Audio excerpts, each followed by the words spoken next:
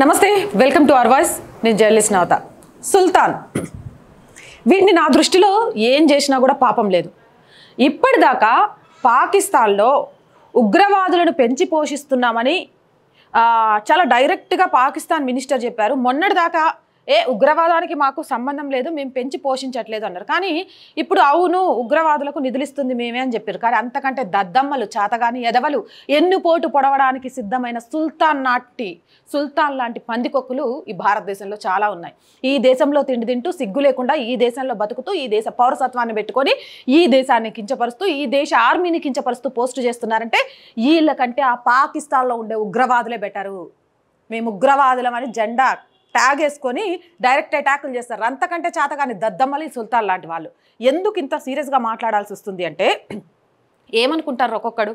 Army జవాన్ గురించి ఏమనుకుంటున్నారు, navy ఆఫీసర్ల గురించి ఏమనుకుంటున్నారు, ఎయిర్ ఫోర్స్లో పనిచేసే వాళ్ళ గురించి ఏమనుకుంటారు?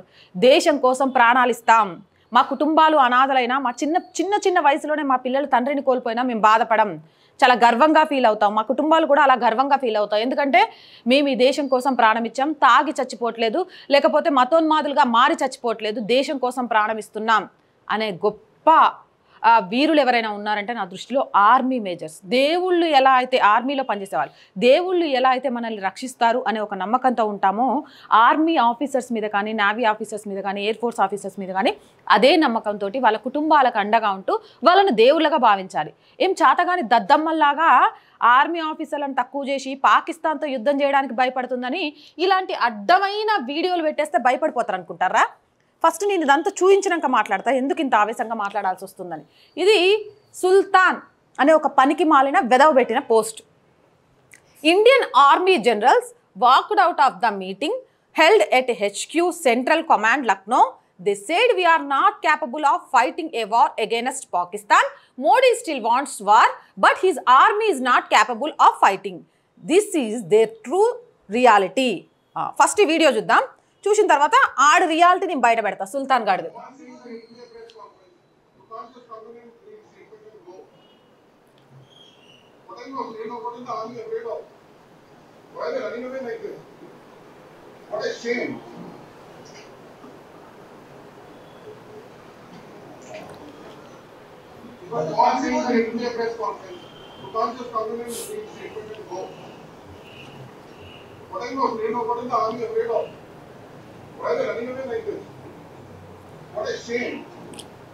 చూసిండ్రు కదా ఈ వీడియోకి ఈయన చెప్పింది ఏంటంటే, పాపం ఇండియన్ ఆర్మీ అట పాకిస్తాన్ వాళ్ళతోటి యుద్ధం చేద్దాము అంటే నరేంద్ర మోదీ యుద్ధం చేయడానికి సిద్ధంగా ఉన్నారు. కానీ పాకిస్తాన్ ఆర్మీని చూసట ఇండియన్ ఆర్మీ భయపడుతుందట.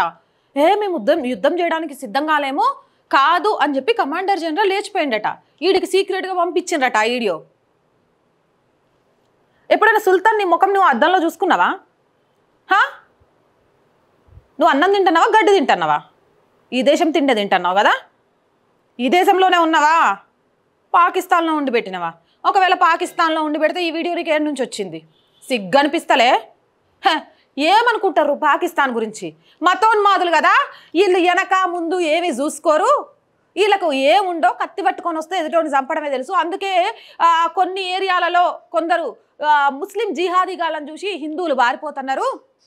కాబట్టి ఇలాంటి పోస్టులు పెట్టగానే హిందువులో లేకపోతే భారతీయులు ఎంత భయపడి ఇండియన్ ఆర్మీ మీద కూడా నమ్మకాన్ని కోల్పోతారు అనుకుంటున్నావా? అంత పిచ్చోళ్ళలాగా కనిపిస్తున్నావా నీకు? 15 నిమిషాలు సమయం చాలు అన్నప్పుడు మేము నోరు మూసుకొని ఊరుకున్నాము అంటే పాపం తెలియక,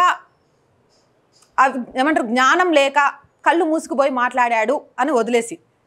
కానీ నిజంగా 15 నిమిషాల టైం కోసం మేము అడిగేస్తున్నాం అని ఎవడైనా ఈ దేశం మీద అడుగేయడానికి ప్రయత్నం చేస్తే 5 నిమిషాలు చాలు మాకు. 5 నిమిషాలు అయినా సర్జికల్ స్ట్రైక్ తోటి పాకిస్తాన్కి చుక్కలు చూపించిన ఇండియన్ ఆర్మీ గురించి, ఇండియన్ ఎయిర్ ఫోర్స్ గురించి, ఇండియన్ నావీ గురించి మర్చిపోయావా? ఎంతుంటుంది పిల్లి బిత్తిరి పాకిస్తాన్? ఏమనుకుంటున్నావు? ఇండియా కన్నెర్ర చేసి ఇక్కడ ప్రధాని నరేంద్ర మోదీ మాట్లాడగానే ఆఫీసర్లంతా ముక్కుమ్మడిగా రాజీనామాలు చేస్తున్న లెటర్ బయటకు వచ్చింది. నీలాగా ఫేక్ వీడియోలు కాదు, వాస్తవమైన స్టాంపుతో సహా. అక్కడ ఏమంటారు పాకిస్తాన్ మీడియాలో కూడా ఇలా ముక్కుమ్మడి రాజీనామాలు చేస్తే యాక్షన్ తీసుకుంటారని డిబేట్లు జరుగుతున్నాయి. ఎవడు భయపడుతున్నాడు రా? పాకిస్తాన్ ఆర్మీనా, పాకిస్తానా, ఇండియానా? నీ పేరులోనే ఉంది సుల్తాన్. నీ పేరే చెప్తోంది నువ్వెవరు అనేది. ఇలాంటి పోస్టులు చూడంగానే కింద కామెంట్లు కూడా నేను చెప్తా, వీడిని ఒక్కడు కూడా నమ్మలే అనుకున్నాడు. అబ్బో నమ్మేసి ఇండియన్ ఆర్మీ మీద ఇండియన్స్ అంతా నమ్మకాన్ని కోల్పోయి కాదు మేము భాయిగానే బతుకుతాము, పాకిస్తాన్తో స్నేహమే చేస్తాము, వాళ్ళు బాంబులేసి యుద్ధాలు చేసినా మేము సిద్ధంగానే ఉన్నాం. ఇక్కడ కొంతమంది కుహానా రాజకీయ పార్టీలు, కుహానా రాజకీయ నాయకులు ఇది హిందువుల మీద జరిగిన మతోన్మాదాన్ని కాకుండా ఇంకొక కోణంలో చూపించే ప్రయత్నం చేస్తున్నారు. కాబట్టి ఈ టైంలో మనం భయపెట్టేశాము అంటే బతికిపోతాం అనుకుంటున్నావా? గుర్తుపెట్టుకో, ఇండియా దయదలుస్తేనే పాకిస్తాన్ బతకగలుగుద్ది. ఇండియా కన్నెర్ర చేస్తే అయినా నీకు అర్థం కావట్లే.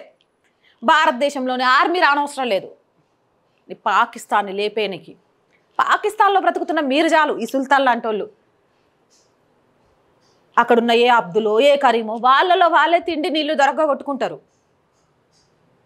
మీ నుంచే ఎగెనెస్ట్గా మారిన బలూచిస్తాన్ చాలు. ఇంకా నీకు అర్థం కాలేదా?